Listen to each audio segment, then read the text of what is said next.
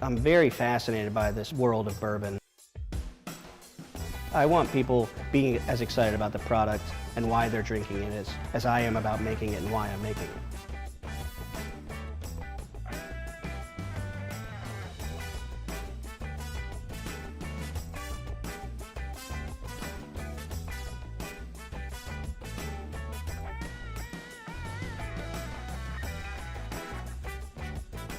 From a young age, I got very interested in spirits. Logical extension for me, I was home brewing, and distilled beer becomes whiskey. So for me, learning about that and trying to chase all that down, I did a lot of scotch drinking and kind of evolved. I was that nerdy kid at the bar all the time, drinking whatever I could find. I was the kid at the end drinking by myself, sipping on stuff, taking notes, writing down what I was smelling, what I was tasting, all the things that compared it. Mostly to all the beer I'd consumed earlier and seeing what was still lingering residual carryover stuff. And so from there kind of said, I want to make this. I'm already making beer, I want to make the whiskey. I started as a bar back and moved up very quickly in that kind of bar world, and probably at the same time nationally that all the stuff was coming around again for the rebirth of classic cocktails, all of the old infusions and blends between vermouths and bourbons and ryes and bringing those cocktails back. That absolutely was always a passion of mine. So all of our restaurants that I was part of always pushed that forward. We were very bar-centric and very classic cocktail-oriented. And for me, that was, making this stuff made all the more sense. As we kept drinking other things and trying other things and building cocktails and recipes with those, hey, I could make this same stuff and we can utilize it that way as well. Reverend Spirits, we choose to produce straight bourbon, straight rye, and Old Tom gin.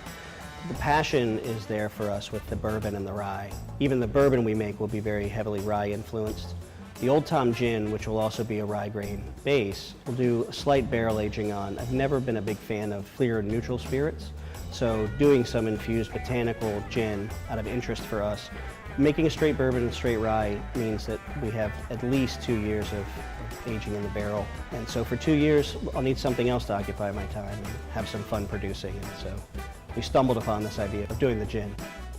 At Reverend Spirits, we focus on Virginia first. All of our product here will be made with Virginia agriculture. The straight bourbon, the straight rye, and the gin, the base for all of those will be Virginia agriculture. We decided to start Reverend Spirits here in Norfolk because I moved here 20 plus years ago and kind of fell in love with the area. It's a very developing, very diverse area. The interesting thing about Norfolk is it's waterlocked, so you can't really expand in terms of territory, so you have to redevelop other areas that have either fallen off or not. And so for us, that's, for example, where we're putting Reverend Spirits is right in an area of Norfolk called Chelsea, which is a new kind of developing mixed-use area between residential and industrial. We've got a couple breweries over here, residential. There's a couple restaurants in the area, and so we thought a lot of energy is being focused on this, and we definitely want to be part of what the city's trying to develop as much as what we're trying to develop in terms of interest for the distilled spirits element of it, as well as just interest in general into the Norfolk area. What makes Reverend Spirits unique is our commitment to small batch, locally sourced product. For example, you're looking at the only employee Reverend Spirits will have. So I will be responsible for all of the beer brewing and then distilling production, barreling production, bottling, labeling, etc. And our commitment to that in this area and Virginia product and local product will be carried through, and our commitment to long-term aging and care of our passion coming out of it is absolutely what makes us unique.